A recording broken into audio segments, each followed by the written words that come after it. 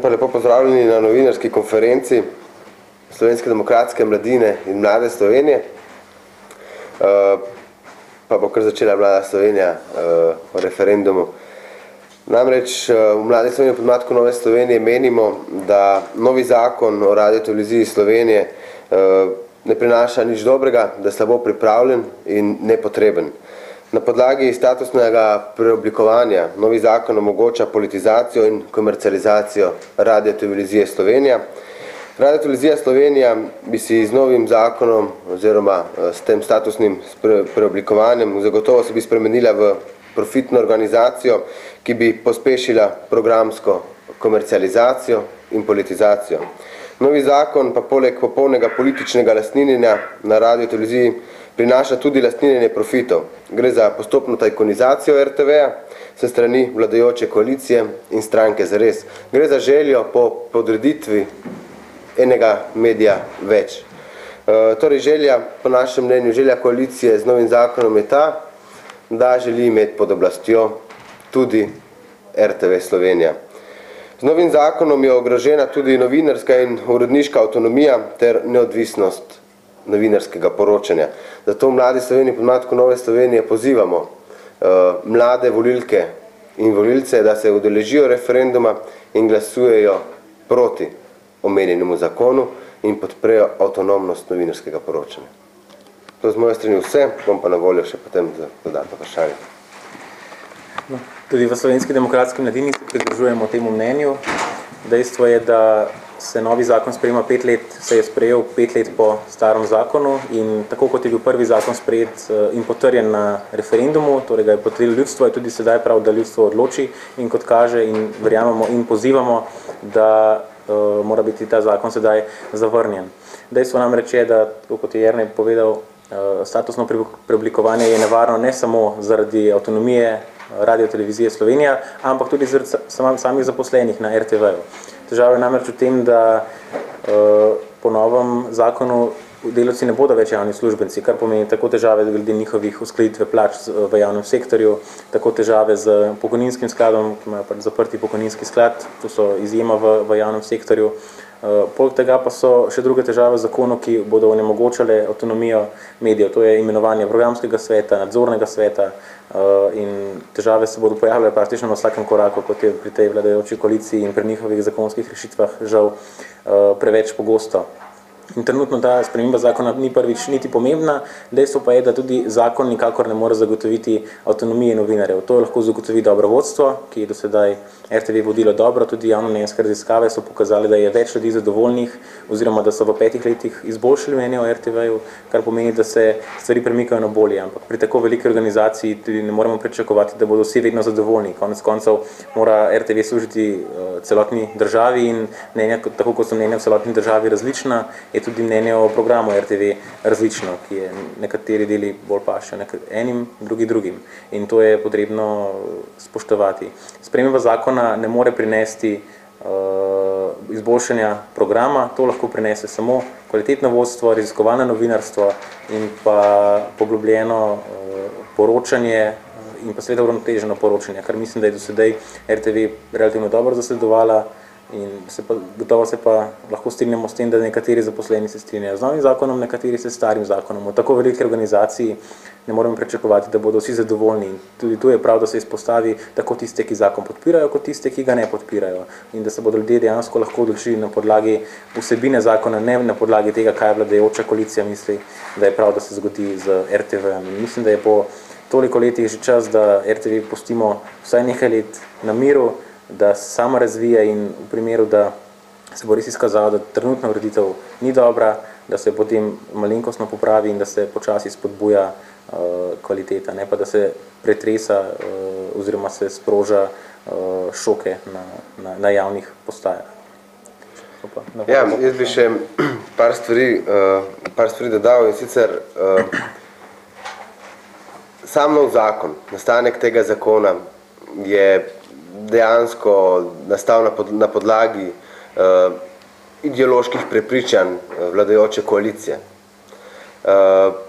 Namreč ministrica Majda Širca je imenovala neko ekspertno skupino, in tudi sam zakon je pisal pravni strokovnjak, pravnik gospod Žurej, ki pa je na to iz te ekspertne skupine prav zaradi dodatnih vložkov samega ministrstva za kulturo dejansko odstopil. Ne. In pri nastajanju tega zakona je sporno tudi to, da recimo zaposleni, ki najbolj poznajo RTV, niso sodelovali, ampak so sodelovali tako imenovani neodvisni strokovnjaki iz komercialnih televizij, iz komercialnih medijskih hiš. Seveda, to je sporno, da niso sami uslužbenci sodelovali pri nastajanju zakona. Velja pa še omeniti to, da je koalicija s tem, ko pripravila nov zakon, izdala veliko nezaupnico ljudem, državljankam in državljanom, ki so obstoječi zakon leta 2005 podprli na referendumu. Se pravi, obstoječi zakon ima širšo podporo državljank in državljanov. In to je še en dokaz več, da je želja koalicije, da si politično podredi RTV. Opozoril bi še na samo komercializacijo. Komercializacija RTV-a bo prišla dejansko skozi več vhodov. Najbolj očiten pa je pri samim izplačevanju nagrad sami upravi in nadzornemu svetu, ki bo pač v rokah koalicijske večine. Izplačevanje nagrad na podlagi tega, koliko bo vodstvo hiše pripeljalo novega profita not, ne, skozi oglaševanja, skozi samo oglaševanje sa strani podjetij in tako naprej. Se pravi, želja vodstva hiše bo, da bo čim več komerciale na samem programu, ne, zaradi tega, da se bodo lahko delili profite. Se pravi, želja uprave bo logično več reklam in več denarja. S tem pa bomo mi gledali Big Brotherja, Kmetijo slavnih na RTV in tako naprej.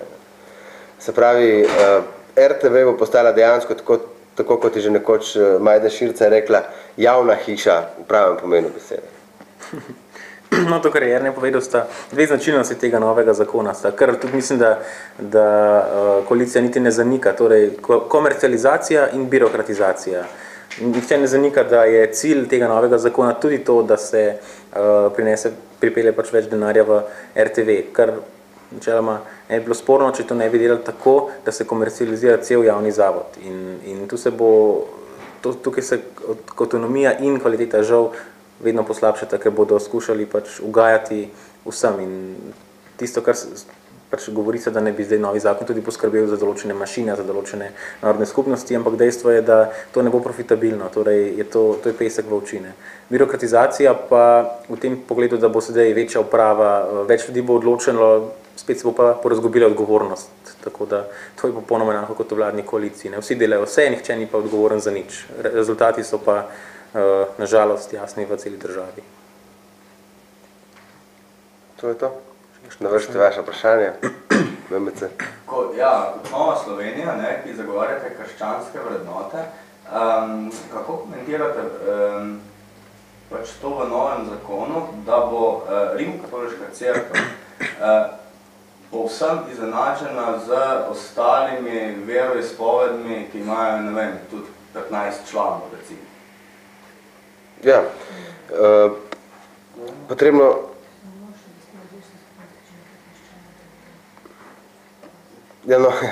potrebno vedeti sledeče, da je dejansko Rimokatoliška cerkev v Sloveniji pustila velik pečat sami kulturi in tudi demokratizaciji države.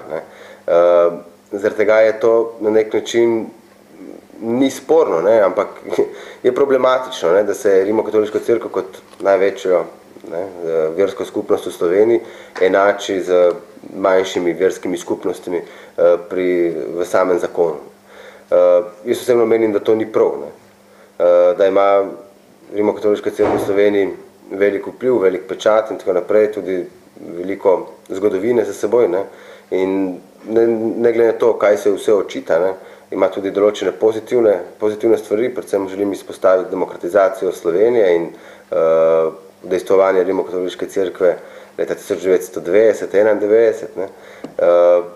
In na ta način je definitivno to malce sporno, da se jo enači z ostalimi verskimi skupnostmi. Bi pa še to še eno stvar poudaril, kar se tiče civilne družbe, ker ste že omenil zastopanost Rimokatoliške cerkve v samem svetu RTV-ja. Glejte, dejansko želi koalicija skozi tako imenovano civilno družbo, ki je v Sloveniji, nekako podati politiko v sam svet RTV-ja. Res je, da se zmanjša vpliv poslank in poslancev državnega zbora, s tem, ko bi predlagali svoje ljudi v RTV, ampak skozi tako imenovano lažno civilno družbo. Želi imeti večni vpliv nad RTV. Večni vpliv, ne glede na to, kdo bo na oblasti. No, pa zdaj boste rekli, da civilna družba se kakorkoli sestavljena, da to je nezaupnica civilni družbi. To ni res, ne. Rektorska organizacija, rektor Univerze na Primorskem Rado Bohinc, nekoč je bil minister z vrste SD-ja. Rektor v Ljubljani, gospod Pejovnik, je velik simpatizer stranke Zares. Potem, če gremo naprej, razne športne organizacije in tako naprej, vodijo člani LDS-a, član Zaresa, Roman Jakič, je bil predsednik Atletske zveze Slovenije. Zgodilo se bo to, skozi tako malo civilno družbo, da bo morda bil ponovno predsednik tako imenovanega sveta, kot že nekoč je bil Janez Kocijančič, sicer predsednik Olimpijskega komiteja Slovenije, če je ponovno izvoljen, ampak dolgoletni partijski funkcionar in nenazadnje dolgoletni predsednik takratne Združene liste socialnih demokratov. A je morda to civilna družba? Potem naprej, civilna družba v svetu RTV-ja, Nacionalni svet za kulturo. Ta svet deluje pod samim okriljem Ministrstva za kulturo. Sveda, da bo imela Majda Širca vpliv, kako bo ta človek glasoval na samem svetu. Mirovni inštitut, ki ima pomembno vlogo pri samem dejstvovanju tega programa. Direktor Mirovnega inštituta Eljev Kreft, član SD-ja. Član upravnega odbora Mirovnega inštituta je gospod Darko Štrajn, predsednik Liberalne akademije. Se pravi, gre za lažno civilno družbo, na podlagi katere želi leva politična opcija, tranzicijska levica, imeti večni vpliv nad RTV.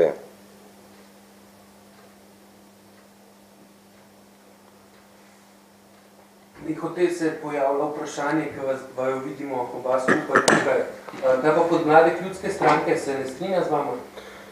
Jaz lahko tako povem, jaz sem včeraj govoril s predsednikom podmladke ljudske stranke in smo rekli, da bi imeli skupno novinarsko konferenco in tako naprej. Nekako pa niso usklajene, kar se tiče samega referenduma, glede stališč in tako naprej. Veste tudi, da ljudska stranka ni v državnem zboru prispevala glasov za razpis referenduma, ki ima določene pomisleke glede referenduma in tako naprej, ampak to je njihova samovoljna odločitev podmladka, tako da danes smo tukaj Mlada Slovenija in Slovenska demokratska mladina, ki odlično sodelujemo tudi z novo generacijo SLS v okviru delovanja 3P.